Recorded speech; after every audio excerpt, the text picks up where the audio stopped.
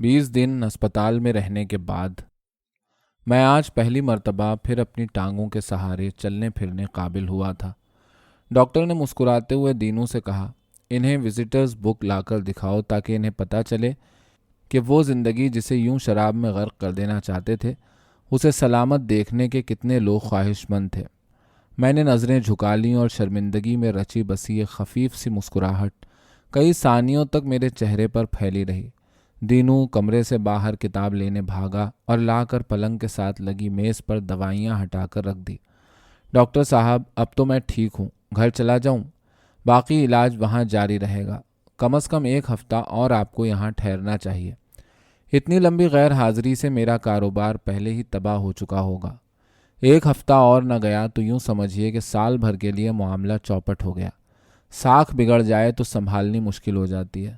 ویسے بھی ان دنوں کپاس کی تجارت کا سیزن اپنے عروج پر ہے۔ پل پل پر میری وہاں ضرورت ہوگی۔ آپ کی کتنی بڑی فرم ہے، بے شمار کارندے ہیں، کام سنبھال لیں گے، فکر مند نہ ہوں۔ ڈاکٹر صاحب، اگر کارندے ہی سب کام سنبھال سکتے تو مجھے بلا وجہ سر کھپانے کی کیا ضرورت ہوتی؟ منڈی کا رجحان دیکھنا، ملکی اور غیر ملکی سیاسی حالات کا جائزہ لینا، حکومت کی بدلتی ہوئی تجارتی پالیسیوں کا پیش از وقت پتہ چلانا، بین الاقوامی منڈیوں کے بھاؤ پر نظر رکھنا، کاروباری حریفوں سے نفسیاتی اور مالی جنگ لڑنا، ان سب باتوں کو جانچتے ہوئے سالہ سال کے تجربے کے بل پر مال بیچنا، اسٹاک کرنا یا خریداری بند کرنا، یہ سب فیصلے میں ہی کر سکتا ہوں۔ ڈاکٹر صاحب، یہ بڑا ٹیکنیکل کام ہے، کارندے بیچارے کہاں کر سکتے ہیں؟ دینو بیچ میں بول پڑا، ڈاکٹر صاحب کام ہوتا رہے گا، لیکن جب تک ان کی صحت ٹھیک نہیں ہو جاتی بالکل چھٹی نہ دیں۔ اور یہ جو شراب پینے کی بیماری ہے نا، اس کو تو خدا کے واسطے کسی طرح جڑ سے نکال دیں۔ میرے منہ سے بے اختیار نکل گیا، ارے احمق، تجھے کیا خبر ہے؟ ڈاکٹر یہ کہتے ہوئے کمرے سے نکل گیا۔ خیر 3 روز تو اور ٹھہریے۔ میں نے پلنگ سے ٹیک لگا کر وزٹرز بک کے صفحے ابتدا سے الٹنے شروع کیے۔ جس دن بلکہ جس رات بے ہوشی کے عالم میں لا کر مجھے ہسپتال میں داخل کیا گیا تھا، کتاب اس کے دوسرے روز سے شروع ہوتی تھی۔ میری نظر ناموں پر دوڑتی چلی جا رہی تھی۔ دفتر کے عملے کے نام، کلب کے ساتھیوں کے نام، دوستوں کے نام، میرے ہم پیشہ اور پیشے سے متعلق لوگوں کے نام، صنعت کاروں کے نام، تجارتی اور کاروباری لوگوں کے نام۔ کئی نام تو ایک آدھ مرتبہ ابھرے اور پھر نظر نہیں آئے، اور کچھ نام بہت باقاعدگی سے ہر تاریخ میں موجود تھے۔ باقاعدگی سے نظر آنے والے چند نام صرف میرے دفتر کے افسران کے تھے، جو شاید مجھ سے اپنا قلبی لگاؤ ایک دوسرے سے بڑھ چڑھ کر ثابت کرنے کی کوشش میں ہر روز میرے کمرے کے باہر حاضری دینے پر مجبور تھے۔ میری نظر صفحے کھنگالتی چلی جا رہی تھی، مگر وہ نام جسے دیکھنے کے لیے میں نے خاص طور پر کتاب کھولی تھی، وہی ابھی تک کہیں نظر نہیں آ رہا تھا۔ 10ویں دن کے صفحے پر مسٹر AB شیخ کا نام ماں دستخط اور اندراج وقت 3 بجے بعد دوپہر کے موجود تھا۔ میں نے اس نام سے پہلے اور بعد کے چند ناموں کو کئی بار غور سے دیکھا کہ شاید ریحانہ کے بجائے مسز AB شیخ یا مسز شیخ وغیرہ کا اندراج ہو، مگر نہیں۔ میں جلدی جلدی آخر تک آ گیا۔ اس کے بعد صفحے خالی تھے، بھائیں بھائیں کرتے۔ اغلباً میری صحت یابی پر نوحہ کنا۔ ریحانہ کا نام کہیں نہ تھا۔ وہ مجھ سے ناراض تھی، باہمی تعلقات پر متاسف تھی، مجھ سے مایوس تھی، آخری ملاقات پر نادم تھی۔ ہاں، وہ یہ سب کچھ تھی۔ میرے اپنے جذبات بھی اس سے کچھ زیادہ مختلف نہ تھے۔ اگر وہ میری جگہ یوں بیمار پڑ گئی ہوتی تو ان حالات میں عیادت کے لیے جانے کی مجھ میں بھی قطعی ہمت نہ ہوتی۔ اب اگر وہ یہاں آ جائے تو مجھ میں اس کا سامنا کرنے کا حوصلہ نہیں ہوگا۔ حیرانی ہے کہ اس کے باوجود میں اس کا نام کتاب میں اس قدر لگن سے تلاش کر رہا ہوں۔ بات یوں ہوئی کہ بیمار پڑنے سے 1 دن پہلے میں نے ریحانہ کو دفتر سے ٹیلی فون کیا۔ آخر ایسی بھی کیا ناراضگی کہ آپ نے پلٹ کر ہماری خبر ہی نہ لی؟ ہر شام کلب میں آپ کی راہ تکتے تکتے آنکھیں تھک گئیں، مگر آپ نے تو گویا کلب نہ آنے کی قسم کھا رکھی ہے۔ ریحانہ کی آواز خوب شگفتہ تھی اور پرانی رنجش کے دور دور تک کوئی آثار نہ تھے۔ کہنے لگی، شیخ صاحب ہفتے بھر کے لیے دورے پر گئے ہوئے ہیں، وہ واپس آ جائیں تو کلب آنا ہوگا۔ میں نے کہا، یوں لگتا ہے جیسے آپ کو دیکھے صدیاں گزر گئی ہوں۔ اگر آپ شیخ صاحب کے بغیر کلب میں نہیں آ سکتی تو شام کہیں اور اکٹھے گزاری جا سکتی ہے۔ اور ہاں، ابھی اپنے احمقانہ رویے کے لیے مجھے معافی بھی تو مانگنا ہے۔ اس نے زوردار قہقہہ لگاتے ہوئے کہا، چھوڑیے معافی وافی، آپ ان منزلوں سے بہت دور نکل چکے ہیں۔ میں نے کہا، خیر، یہ معاملہ تو اب ملنے پر طے ہوگا۔ اچھا یہ بتائیے، آج شام فلم نہ دیکھی جائے؟ مگر وہ تو آپ کا شراب پینے کا وقت ہوتا ہے، اس کا کیا بنے گا؟ ارے اس بات کو چھوڑیں آپ، 6 بجے امپیریل سنیما آ جائیے، ٹھیک ہے؟ ٹھیک ہے، منتظر رہوں گا۔ خدا حافظ۔ خدا حافظ۔ جیب میں ٹکٹ ڈالے میں 6:45 امپیریل سنیما کے سامنے گاڑی میں بیٹھا ریحانہ کا انتظار کر رہا تھا۔ فلم کے بڑے بڑے رنگین پوسٹر بجلی کی روشنی میں نہائے کھڑے اپنی اپنی بساط کے مطابق ہنسنے اور رونے میں مصروف تھے۔ انسانوں کا ایک ٹھٹ سنیما کے دروازے پر گویا رکا کھڑا مچل رہا تھا۔ ممیاتے ہوئے فقیر، چیختے ہوئے خوانچے والے شور و غل کا آرکسٹرا بجا رہے تھے۔ یہ سب کچھ میرے سامنے ہونے کے باوجود مجھے نظر نہیں آ رہا تھا۔ میرا ذہن اس ہست و بوت کے پورے ہنگامے سے قطع تعلق کیے ہوئے تھا۔ میری نظریں ہر آتی جاتی سواری میں مستعدی سے ریحانہ کو تلاش کر رہی تھیں۔ وقت نہایت سست روی سے گھسٹ رہا تھا۔ گھڑی دیکھی تو 5 منٹ گزرے تھے اور لگتا یوں تھا جیسے ایک زمانہ بیت چکا ہو۔ میرے منہ سے نکلا، ریحانہ بی بی، بس اب آ بھی چکو، بہت ہو چکا انتظار۔ یہ فقرہ شاید ذہنی الجھن کو کم کرنے کے لیے میں نے کہا۔ میرے ذہن کے اندر اس وقت رنگا رنگ کی بڑی تند و تیز کرنٹس اور کراس کرنٹس نے ایک طوفان بپا کیا ہوا تھا۔ وہ شاید نہ آئے، وہ کہیں آ ہی نہ جائے۔ میری ماں، اے بی شیخ، میرا دفتر، حمیدہ، کلب، شراب، میاں جی، میرا باپ یا بھائی، یا دونوں یا کچھ بھی نہیں۔ چاروں طرف آسمان تک بلند ہوتی ہوئی لہریں میری سوچ سمجھ کی ہر نہج پر دیواریں بنی راستہ روکے کھڑی تھیں۔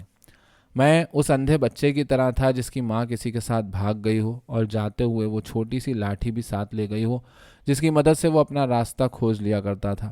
میری یہ کیفیت محض انتظار کی صعوبت اٹھانے کی وجہ سے تو نہیں ہو سکتی، شاید نہیں۔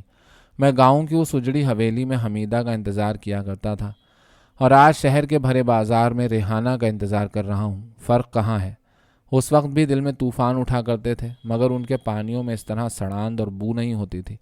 میں شاید کسی نئے جذبے کے احساس سے دوچار ہوں۔ کوئی نئی ڈائمنشن یا نہج میرے اندر پیدا ہو رہی ہے یا کسی پرانی ڈائمنشن یا نہج پر بوسیدگی کا ملبہ گر رہا ہے اور وہ بند ہو رہی ہے۔ آخر سوال ننگا ہو کر سامنے آ گیا، کیا تم اپنے دوست کی بیوی پر ڈورے ڈالنے کی کوشش نہیں کر رہے ہو؟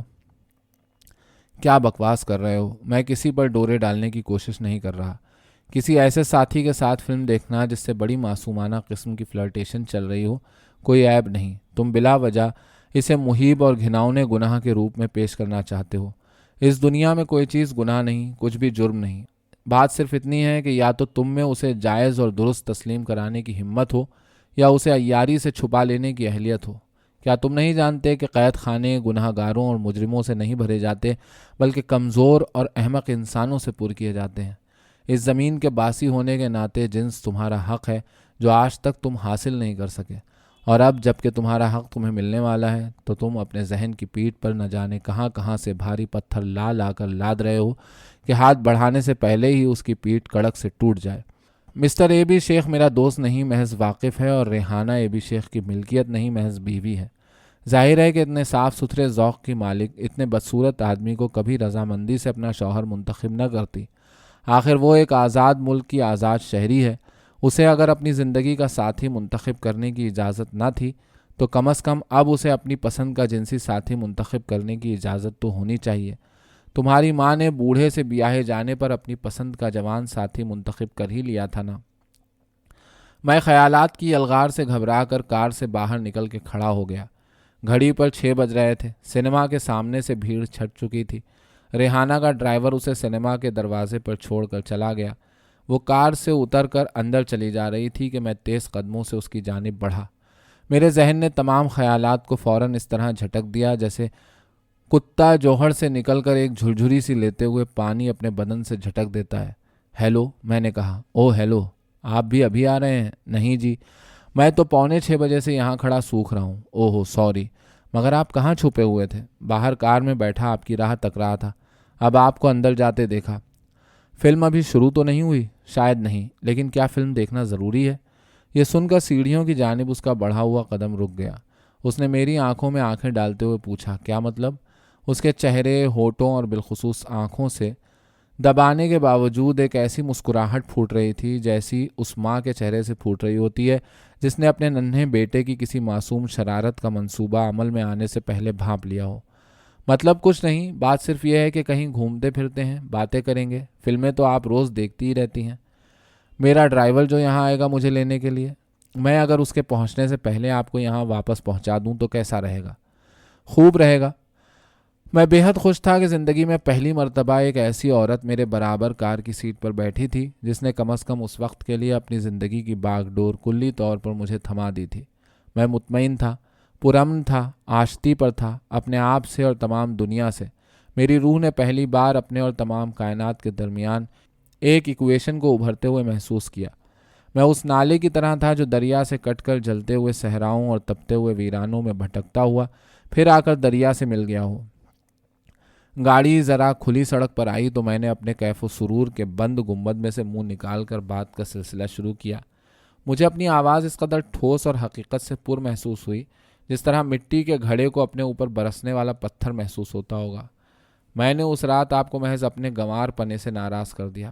نہیں، غلطی میری تھی، یہ جانتے ہوئے بھی کہ آپ نشے میں اس قدر دھت ہیں۔ بلا وجہ بچوں کی طرح ضد کر گئی۔ چلیے اب چھوڑیے اس بات کو۔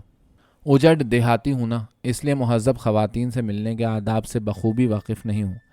ظفر صاحب بس اب زیادہ نہ بنیے، مجھے سب پتہ ہے۔ ابھی بھی نہ جانے کتنی مہذب خواتین سے دوستیاں چل رہی ہوں گی۔ جلاپے میں بجھی ہوئی اس کی یہ بات مجھے بہت پیاری لگی، جیسے کسی نے میری ڈھہتی ہوئی انا کے نیچے ستون دے کر اسے گرنے سے بچا لیا ہو۔ میں نے ہاتھ بڑھا کر اس کا سیٹ پر دھرا ہوا ہاتھ پکڑ لیا۔ وہ خاموش رہی۔ میں نے ذرا سا کھینچا، وہ پہلو میں مجھ سے لپٹ کر بیٹھ گئی اور سر میرے کندھے پر دھر دیا۔ ملی جلی خوشبوؤں کی خوشگوار مہک میرے نتنوں میں گھسنے لگی۔ نہیں ریحانہ، تم غلط سمجھی ہو۔ یقین کرو تم میری زندگی میں پہلی عورت ہو۔ میں نے تمہارے سوا آج تک کسی سے پیار نہیں کیا۔ یہ جھوٹ بولتے ہوئے میری آنکھوں کے سامنے ایک مرتبہ حمیدہ کا چہرہ گھوم گیا۔ سرسوں کے تیل کی تیز بو کا بھپکا سا کار میں گھوم گیا۔ میں نے جھٹ اس چہرے کو اپنے ذہن کے کسی اندھیرے غار میں دھکیل دیا اور غار کے منہ پر ماضی کا پتھر رکھ کر اسے بند کر دیا تاکہ اس کے خیال کا سایہ بھی ریحانہ پر نہ پڑ سکے۔ اس نے تھکی ہوئی آواز میں پوچھا، ہم کہاں جا رہے ہیں؟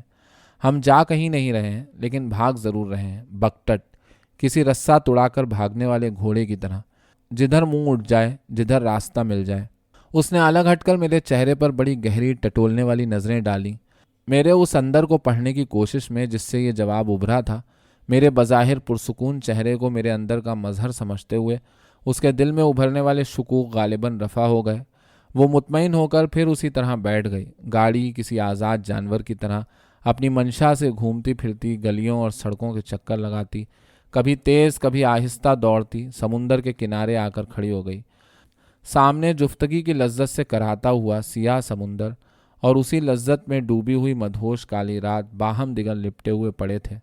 آسمان اپنی لاکھوں چمکدار آنکھیں پوری شدت سے پھاڑے حسرت سے دیکھ رہا تھا کہ کاش اگر میں اپنی بلندیوں سے پیچھا چھڑا سکتا تو میرا محبوب آج مجھ سے یوں مایوس ہو کر رقیب سے تسکین کا جویا نہ ہوتا۔ میں نے دیکھا اور حیران رہ گیا کہ دور، بہت دور فاصلے پر جا کر آسمان، مدہوش رات اور کیف و سرور میں ڈوبا ہوا سمندر ایک دوسرے میں جذب ہو کر ایک ہو گئے تھے۔ فاصلے یہی عمل کرتے ہیں۔ مقاماتی فاصلے تو بہت چھوٹے پیمانے پر یہ عمل کرتے ہیں، لیکن وقت کے فاصلے تو ہجر و وصال، زندگی اور موت کے علاوہ ماضی اور مستقبل کو بھی اپنی چکی میں پیس کر ایک کر دیتے ہیں۔ فاصلے انفرادیت کے دشمن ہیں اور ملغوبہ تیار کرنے کے شوقین۔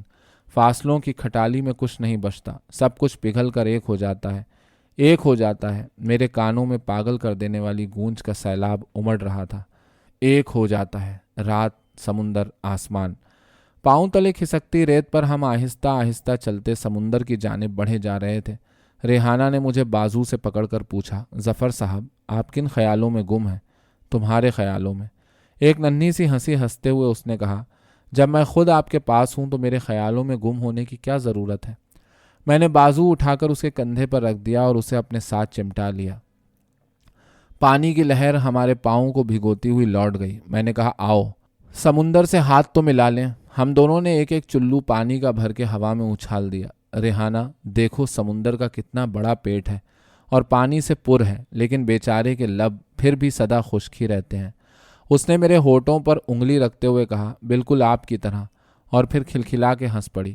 اس کی صدا پر میرے اندر اس کے لیے چاہت کا ایک چشمہ سا ابل پڑا اور میں نے اسے اپنے بازوؤں میں سمیٹ کر ہونٹ اس کے ہونٹوں پر رکھ دیے اور ہم گم ہو گئے۔ میرے خون کے اندر چھپا ہوا وہ وحشی جذبہ، افزائش نسل جس کی ذمہ داری ہے، عرصے کے بعد نیند سے جاگ کر انگڑائی لینے لگا۔ बचपन में एक मर्तबा मैं घोंसले से गिरा हुआ गोश्त का लोथड़ा सा चिड़ी का बोंट हाथ में लिए लिए तमाम घर में फिरता रहा था और किसी के कहे से उसे छोड़ता नहीं था। उसकी गर्मी और धड़कन आज तक मेरी हथेली में समाई हुई है। निस्वानी बदन के भरपूर लम्स से उस वक्त मुझे यूं महसूस हुआ जैसे मेरे बदन के हर उज़्व की हथेली पर चिड़ी का नंग धड़ंग बोंट बैठा धड़क रहा हो। मैंने कहा, रेहाना, तुम्हारी तवज्जो से मेरे खुश्क होंठ तो तर हो गए हैं। जब समुंदर की किस्मत में होगा तो कोई उसके होंठ भी तर कर देगा। वो खामोश रही। उसका सर मेरे सीने पर था और हाथ मेरी गर्दन से खेल रहा था। दूर से कार की रोशनी की तेज़ धार हम पर पड़ी। हम अलग हो गए। रेहाना ने कहा, चलिए कार के पास रेत पर बैठते हैं। चलो। मुझे तो वक्त का कोई एहसास नहीं रहा। क्या बजा होगा? यही कोई 8 बजे होंगे। फिर तो बहुत वक्त हो गया। हमें वापस चलना चाहिए। 9 बजे तो फिल्म ख़त्म हो जाती है। रेहाना, सुनो, मेरी तजवीज़ यह है कि मेरे घर चलो और वहाँ से टेलीफोन कर दो कि ड्राइवर को सिनेमा जाने की ज़रूरत नहीं और कि तुम अपनी किसी सहेली के साथ हो और खाना वाना खाकर 10 साढ़े 10 बजे तक घर पहुँच जाओगी। अच्छा, तो फिर ठीक है, ऐसे ही किए लेते हैं। गाड़ी खूब तेज़ भागी जा रही थी। रेहाना पूछने लगी, मुझे ये बताइए कि हम समुंदर पर क्या लेने आए थे? हमें शुरू में ही आपके घर जाना चाहिए था। वहाँ पर सिवाय नौकरों के और कोई तो होता नहीं। मैं कोई प्लान बनाकर थोड़ा ही वहाँ गया था। मुझे भी तो तभी पता चला जब गाड़ी समुंदर के किनारे पहुँच गई। मैं शायद अपने दोस्त समुंदर को दिखाने गया था कि वो शख्स जो नशे में धुत रातों को 2-2 बजे तेरे किनारे पर बैठकर तन्हाई को बहलाया करता था, अब तन्हा नहीं रहा। उसे एक साथी मिल गया है और उसने तन्हाई के खला को पुर कर लिया है। अरे, मैं तो समझती थी कि आप बड़े काइयाँ बिजनेसमैन हैं, लेकिन आप तो बीच में से शायर निकले। ये कहकर उसने कहकहा लगाया। अगरचे मैंने भी हंसी में उसका साथ देने की कोशिश की, लेकिन दिल में इसलिए सहम गया कि उसे कहीं दूसरों के अंदर झांक कर देख लेने का मलका तो नहीं, कहीं इस तरह वो मेरे अंदर छुपा के रखे राज को ना पा जाए। फिर सोचा, इसमें हिरासा होने की कौन सी ऐसी बात है। उसने यूं ही एक मासूम सा फ़िक्रा कहा है और बस। अव्वल तो मैं शायर हूं नहीं, और खैर अगर होता भी तो क्या फ़र्क पड़ता। क्यों, ठीक कहा ना मैंने? वो बोली। मैंने जवाबन उसे अपने साथ चिमटा लिया। घर पहुंचकर मैं ऊपर उसे अपने बेडरूम में ले गया। सबसे पहले उसने अपने घर टेलीफोन करके इत्मीनान का सांस लिया और फिर मटकती हुई ड्रेसिंग टेबल के आईने के सामने पहुंच गई। उसके सांवले गोश्त में कमर के गिर्द सिलेटी साड़ी फंसी जा रही थी। ब्लाउज में ढपे कंधों के नीचे से शुरू होने वाली एक वाज़ह लकीर जो नीचे आकर साड़ी में गुम हो जाती थी, बता रही थी कि कहीं अंदर दूर रीढ़ की हड्डी भी है। मैं अपनी फटी फटी आंखों से उस पूरी औरत को तेजी से पीता जा रहा था। उसने लिपस्टिक निकालकर होठों पर जगह जगह लगाना शुरू कर दी। मैंने हैरान होकर पूछा, किस प्रूफ भी आखिर इतनी किस प्रूफ नहीं होती? उसने गर्दन मोड़कर काजल में डूबी हुई मोटी सियाह आंखों से सर से पांव तक मेरा जायजा लिया। सब कुछ जानते हैं और इतने भोले बन बन कर दिखाते हैं। फिर ऊंची एड़ी का जूता उतारकर कालीन पर पांव रगड़ रगड़ कर रेत उतारने लगी। मुझे एक धचके से महसूस हुआ कि जूता उतारने से वो एकदम कितनी छोटी हो गई है। तो लोग महज ज़बान से ही नहीं, जूतों से भी अपने हक़ में झूठ बुलवाने की कुदरत रखते हैं। फ़िक्रा उसने जिस दिलफरेब नखरे से अदा किया था, उसकी सरशारी को बरकरार रखते हुए जाकर मैंने उसे अपने बाजुओं में उठा लिया और पलंग पर ले आया। उठाने को तो मैं उसे उठाकर पलंग पर ले आया और उसे पूरी शिद्दत और गर्मी से चूमता भी जा रहा था, लेकिन बराबर ये सोचे भी जा रहा था कि यह औरत कौन है। ये सांवला सलोना अजनबी बदन जिसे मेरे हाथ लहजा ब लहजा कपड़ों की कैद से आज़ाद होने में मदद देते जा रहे हैं, मेरे साथ पलंग पर लिपटा पड़ा क्यों हाँप रहा है? ये मुझसे क्या चाहता है? हाँ, ये मुझसे क्या चाहता है? हमीदा के साथ वाली रात की तरह अगर बेएतमादी पानी में डूबते हुए सिक्के की तरह मेरे रगों पे में उतरती जा रही थी। रेहाना मुझसे चिमटी हुई थी जैसे मैं कोई समुंदर में बहता हुआ तख्ता हूँ और वो तबाहशुदा जहाज़ की मुसाफिर। मैंने सोचा कि मैं अपना तशख़्ख़ुस नहीं खो सकता, मैं उसमें जज्ब नहीं हो सकता, मैं अपनी इनफरादियत नहीं खो सकता। ये मुझ पर वही अमल करेगी जो रात समुंदर और आसमान पर फासले ने किया था। जेठ हाड़ की लौं की तरह रेहाना की जलती हुई सांसें मेरे चेहरे पर पड़ रही थीं। उसकी आंखें बंद थीं। मैं चीखा कि तमाम इंसानों में बटकर जो मेरे हिस्से में वहशी आया है वो कहाँ है? वो अभी तो समुंदर के किनारे मेरे खून के अंदर अंगड़ाई लेकर जागा था। ऐ मेरे हिस्से के वहशी, तू मुझे तन्हा छोड़कर कहाँ चला गया है? वापस आ जा। रेहाना का हाथ मेरे बिरहना बदन पर भटकता फिर रहा था। वो नन्हा हाथ सहरा जितने बड़े और सहरा जैसे बंजल जिस्म के हर जर्रे पर ہمہ وقت موجود انہیں کورید رہا تھا۔ میرے خون کے اندر اب کچھ باقی نہ بچا تھا۔ زندگی کی دلیل صرف مایوسی تھی جو خون کے ہر خلیے کے پردے کے پیچھے سے مجھے اپنی اداس آنکھوں سے خاموش بیٹھی تک رہی تھی۔ ریحانہ کا ازل سے تشنا بدن پانی کے انتظار کی تاب نہ لاتے ہوئے آخر چل بسا اور اس نے آنکھیں کھول دیں اور نہایت بوجھل آواز میں کہا، آپ پھر تھوڑی سی شراب ہی پی کر دیکھ لیں۔ میں یہ کہتے ہوئے پلنگ سے اٹھ کر کھڑا ہو گیا۔ نہیں، بیکار ہے۔ مسجد کے گنبدوں کی طرح کوشش کر کے اوپر اٹھتے ہوئے بوجھل سانولے ابھاروں پر جامنی کلس دھرے تھے۔ سانولا نرم پیٹ نیچے جا کر آہستگی سے کالے سیاہ ابھار میں شامل ہو رہا تھا۔ کتنی اچھی کلر اسکیمیں تھیں، بھاری سڈول رانیں نازک جلد میں لپٹی ہوئی تھیں۔ میں ایک غریب بیوہ کا اکلوتا بیٹا اور سامنے کھلونوں سے بھری دکان۔ ریحانہ نے میری نظروں سے چھپنے کے لیے چادر کھینچ کر اوپر کر لی اور پہلو بدل لیا۔ غیر محرم سے مکمل پردہ ہونا ہی چاہیے۔ میں باتھ روم سے کپڑے پہن کر واپس آیا تو ریحانہ جوتے تک پہن کر کھڑی ہاتھ میں پرس جھلا رہی تھی۔ بہت دیر ہو گئی، مجھے جلدی سے گھر پہنچا دیں۔ میں نے خاموشی سے چابی اٹھائی اور تیزی سے سیڑھیاں اتر گیا۔ دوڑتی ہوئی کار میں 2 لاشیں برابر برابر سیٹوں پر بیٹھی چلی جا رہی تھیں۔ کار رکی، گڈ نائٹ کی آواز آئی اور کھٹاک سے دروازہ بند ہو گیا۔ میرا ذہن پتھر بن چکا تھا، انگھڑا بے ہنگم پتھر۔ دفتن میرے دانت کٹ کٹ بجنے لگے اور بدن تھر تھر کانپنے لگا، گویا باری کا بخار چڑھ رہا ہو۔ کلب کی روشن عمارت، جگر جگر کرتی کاریں، دمکتے چہرے، رنگین ساڑیاں، خوشنما سوٹ۔ تو تم یہاں پہنچ گئے ہو۔ میرے ذہن نے پہلی بار مجھ سے بات کا سلسلہ شروع کیا۔ تم یہاں کیا لینے آئے ہو؟ یہاں تو جاندار قہقہے ابل رہے ہوں گے، ٹنٹناتی ہنسیاں بکھر رہی ہوں گی، گلاب کے پھولوں جیسی مسکراہٹیں چمک رہی ہوں گی۔ کون کون کس کس کے لیے ہوگا؟ تم ان سب کو جاننے کے باوجود کسی کو نہیں جانتے۔ تم ان کے لیے اجنبی ہو، وہ تمہارے لیے اجنبی ہیں۔ تم تنہا ہو، قطعی تنہا، اپنے دکھ کے ساتھ اپنی کھال کے اندر۔ میں یہاں شراب پینے آیا ہوں۔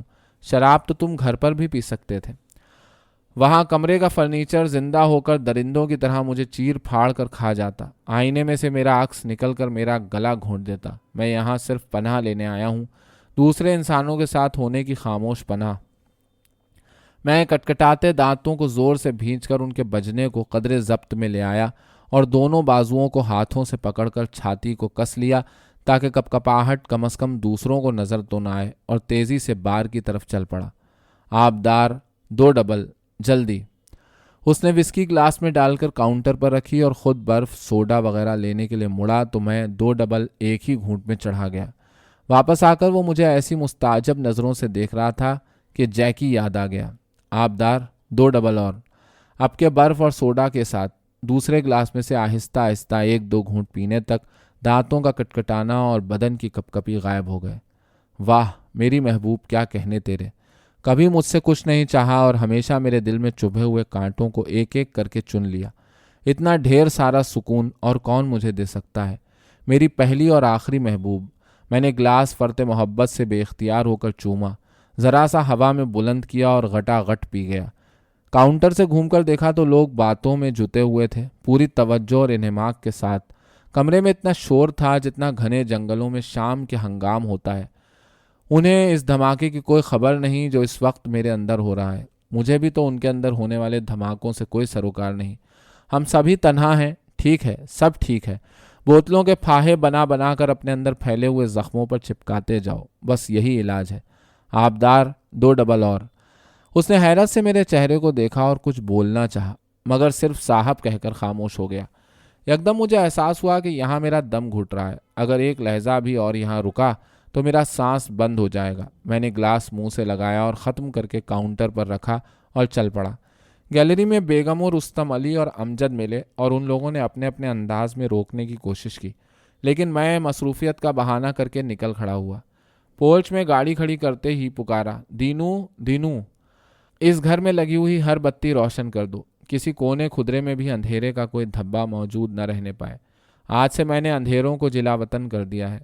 اگرچہ میرے ذہن کا ایک حصہ مجھے روک رہا تھا کہ بلا وجہ اس طرح ڈرامائی انداز میں چیخ چیخ کر ایک لا یعنی بات کہہ کر تم صرف خود گدھے بن رہے ہو اور کچھ حاصل نہیں، لیکن میں مجبور تھا اور بازو ہوا میں لہرا لہرا کر چیخے جا رہا تھا۔ اندھیرے اب یہاں نہیں رہ سکتے، صرف روشنیاں جگمگائیں گی۔ دینو، خانسامہ، چوکیدار، مالی، ڈرائیور وغیرہ کمروں سے نکل نکل کر بھاگے آ رہے تھے کہ اس آصیب زدہ خاموشی کے عادی گھر میں آج دفتن اتنا شور کیوں مچ گیا؟ کیا آفت نازل ہو گئی؟ میں کمرے میں پہنچ کر دیوانہ وار شراب کی الماری کی طرف جھپٹا اور وسکی کی بوتل کھول کر 5 6 7 گھونٹ حلق میں انڈیل گیا۔ جیکی پاؤں میں لوٹ رہا تھا۔ میں نے کھینچ کر ایک لات جمائی۔ وہ چاؤں چاؤں کرتا کونے میں جا کر دبک گیا۔ ذہن میں جلتی ہوئی چتا کو ٹھنڈا کرنے کے لیے اپنے اندر اور وسکی انڈیلی۔ سامنے آئینے میں پسینے میں شرابور ایک شخص کھڑا تھا۔ ڈھیلے اعضاء، جھکے کندھے، پھٹی آنکھیں، ماتھے پر پسینے سے چپکے ہوئے بے قرار بال اور مردے کی طرح زرد چہرہ۔ یہ کون اجنبی ہے؟ میں ہوں۔ جیسے لاش کو کسی نے دریا سے نکال کر سہارا دے کر آئینے کے اندر کھڑا کر دیا ہو۔ یہ میں نہیں ہوں، یہ میں نہیں ہونا چاہتا۔ تم ہونا چاہتے ہو یا نہیں ہونا چاہتے، لیکن حرامی ایسے ہی ہوتے ہیں جن کی مائیں۔ شیشے کی ایشٹرے اڑتی ہوئی آئینے سے جا کر ٹکرائی اور ایک چھناکے کے بعد سامنے چمکتے دمکتے ماحول میں لپٹی ہوئی لاش کی بجائے صرف لکڑی کا ایک ملگجا قد آدم تختہ کھڑا تھا، گونگے کی طرح خاموش، حلالی اور حرامی کی ہر فکر سے آزاد، اپنے اندر گہری سوچوں میں ڈوبا ہوا۔ اپنے عکس سے پیچھا چھڑانے کی خوشی میں بوتل کو ہوا میں بلند کر کے منہ سے لگا لیا اور یوں شراب سے اپنے اندر کی آگ بجھانے کی مصروفیتوں میں سے ایک لہجہ چرا کر چند گھونٹ بنام آزادی پی کر جشن منایا۔ کمرہ میرے پاؤں تلے ایک کشتی کی طرح ڈول رہا تھا۔ اندھیرے کے بڑے بڑے دھبے ہر جگہ تیرتے پھر رہے تھے اور دم بدم بڑھتے جا رہے تھے۔ میں نے سوچا کہ پیشتر اس کے کہ تمام دھبے آپس میں مل کر میرے ارد گرد اندھیرے کی گہری چادر لپیٹ دیں، کیوں نہ اور روشنی کا بندوبست کر لوں۔ اس مقصد کے لیے میں نے فرنیچر کو فرش پر مار مار کر توڑنا اور ایک جگہ اکٹھا کرنا شروع کر دیا۔ اس کے بعد کیا ہوا مجھے کچھ یاد نہیں، البتہ دینو نے اس طرح بتایا تھا۔ جب آپ کے کمرے سے توڑ پھوڑ کی ہولناک آوازیں ذرا ذرا وقفے سے برابر آنے لگیں تو گھبرا کے سب نوکر اوپر آئے اور دروازہ کھٹکھٹایا۔ آپ نہ تو جواب دیتے تھے اور نہ ہی دروازہ کھولتے تھے۔ آخر تنگ آ کر دروازہ توڑ کر اندر داخل ہوئے تو ٹوٹے ہوئے فرنیچر کے ڈھیر پر آپ گرے ہوئے تھے۔ چہرے پر خراشوں سے لہو رس رہا تھا اور دونوں ہاتھوں سے خون بہہ رہا تھا۔ ایک ہتھیلی میں خون میں لت پت ماچس دبائی ہوئی تھی۔ جیکی آپ کے قریب کھڑا تھا اور خالی بوتل دیوار کے ساتھ لیٹی تھی۔ ہم فوراً کار میں ڈال کر آپ کو ہسپتال لے گئے۔